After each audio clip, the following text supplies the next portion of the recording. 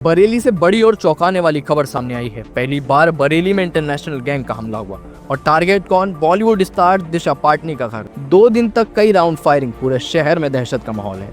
चलिए आपको बताते हैं पूरी घटना आखिर क्या है, इस हमले की सच्चाई और किस गैंग का नाम सामने आ रहा है। शुक्रवार सुबह करीब 3:30 बजे अपाचे बाइक पर सवार 2 शूटरों ने दिशा पाटनी के सिविल लाइंस वाले घर पर कई राउंड फायरिंग की और सनसनी फैला दी। गोलियां घर की दीवारों और खिड़कियों में धंसी। इसके पहले गुरुवार तड़के भी इसी तरह फायरिंग की गई थी। परिवार ने खुद को घर में बंद कर दिया और पूरे इलाके में खौफ का माहौल बन गया। हमले के बाद सोशल मीडिया पर गैंग से जुड़ा अपराधी रोहित गोदारा ने पोस्ट डालकर जिम्मेदारी ली। लिखा, संतों का अपमान बर्दाश्त नहीं किया जाएगा, हम जहां चाहें हमला कर सकते हैं। बताया गया कि दिशा की बहन खुशबू पाटनी द्वारा संत प्रेमानंद जी महाराज और अनिरुद्धाचार्य पर की गई टिप्पणी से नाराज होकर यह हमला किया गया। पोस्ट तो बाद में हटाई गई, लेकिन उसका स्क्रीनशॉट वायरल हो गया। जांच में सामने आया कि शूटर पहले से रूट तय कराए थे। हेलमेट लगाए बाइक सवार दोनों शूटर कैमरों में कैद हुए। पीछे बैठा शूटर लगातार गोलियां चलाता दिखाई दिया। हमले के बाद वे जुमका चौराहे से बड़ा बाईपास की ओर फरार हो गए। पुलिस का कहना है कि ये लगातार कई राउंड फायरिंग थी। किस हथियार, किस तरह की गन से फायरिंग हुई, इसकी पुष्टि अभी नहीं हुई है, जांच की जा रही है। घटना के बाद एसएसपी अनुराग आर्य ने मौके पर पहुंचकर सुरक्षा बढ़ा दी। एसपी सिटी और एसपी क्राइम के अंतर्गत 5 टीमें बनाई गई हैं और 6ठी टीम एसपी ट्रैफिक के अंतर्गत बनाई गई है। एसटीएफ और इंटेलिजेंस एजेंसियां भी जांच कर रही हैं। पूरे शहर में सुरक्षा बढ़ा दी गई है क्योंकि इस वारदात के तार सीधे कनाडा में बैठे कुख्यात गैंगस्टर गोल्डी बरार से जुड़े बताए जा रहे हैं। गोल्डी बरार कनाडा में सक्रिय कुख्यात गैंगस्टर लॉरेंस बिश्नोई गिरोह का अहम सदस्य है। सिद्धू मूसेवाला हत्याकांड का मास्टरमाइंड, भारत में कई हाई प्रोफाइल हत्याओं और रंगदारी में शामिल। सोशल मीडिया पर पोस्ट डालकर वारदात की जिम्मेदारी लेना इनकी पहचान बन चुकी है। अब जानते हैं पाटनी परिवार कौन है। जगदीश पाटनी बरेली के रिटायर्ड डीएसपी हैं, जबकि उनकी एक बेटी खुशबू पाटनी पूर्व मेजर सेना में सेवाएं दे चुकी हैं और दूसरी Disha Patani Bollywood star global brand से जुड़ी अंतर्राष्ट्रीय पहचान है। अब जानते हैं इस पूरे मामले पर क्या बोले एसएसपी अनुराग आर्य। क्या मामला निकल के आया, अब तक की जांच में क्या पता चला? कल जो घटना घटित हुई थी इसके बारे में मैंने कल ब्रीफ किया था कि हम लोगों ने मौके पे सारी टीमों को भेजा है। 5 टीमें गठित की गई हैं जो ये चेक कर रही हैं कि क्या क्या एविडेंस हमारे पास अवेलेबल है। जो मौके पे खोखे बरामद हुए हैं उनको भी एफएसएल भेज के जानकारी करने का प्रयास किया जा रहा है कि किस प्रकार का असला, किस प्रकार की पिस्टल इस घटना में यूज हुई होगी।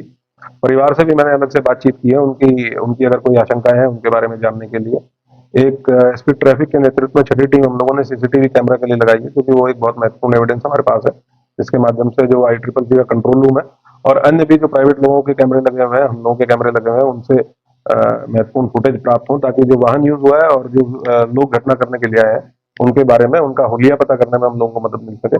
उसी पे अभी सारी टीमें काम कर रही है। परिवार को हम लोगों ने सुरक्षा व्यवस्था उनकी सुनिश्चित की है। वहाँ पे एक आर्म गार्ड पुलिस लाइन से लगाई गई है, उनके साथ सुरक्षा कर्मी भी साथ में लगाए गए हैं और ये 6 की 6 टीमें हैं।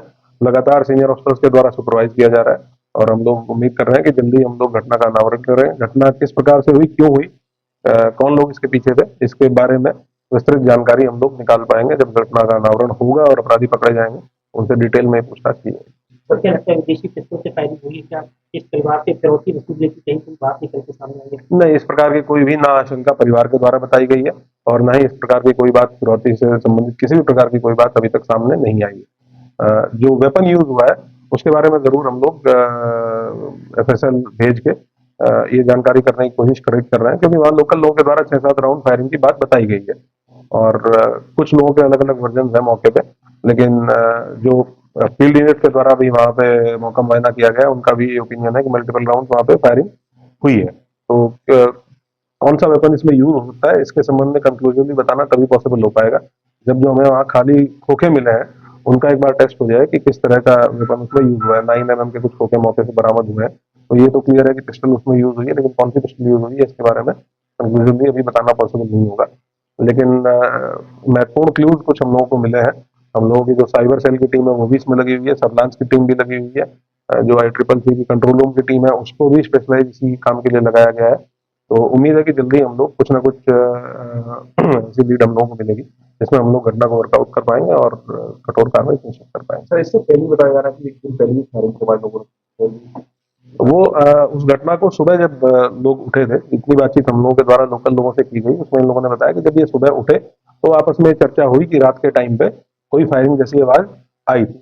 तो उसको भी एस्टेब्लिश किया जा रहा है, उसको भी हम लोग क्योंकि सीसीटीवी फुटेज हमें लगभग सिर्फ घटना के समय का नहीं देखना है, उससे 72 घंटे पहले 72 घंटे बाद तक का भी हम लोगों को सीसीटीवी फुटेज देखना है कि कौन कौन लोग वहाँ आए या कौन कौन लोग उसके बाद आए, पहले कौन कौन आए। इसीलिए थोड़ा टाइम उस चीज में लग रहा है, सीसीटीवी फुटेज को देखने में लग रहा है।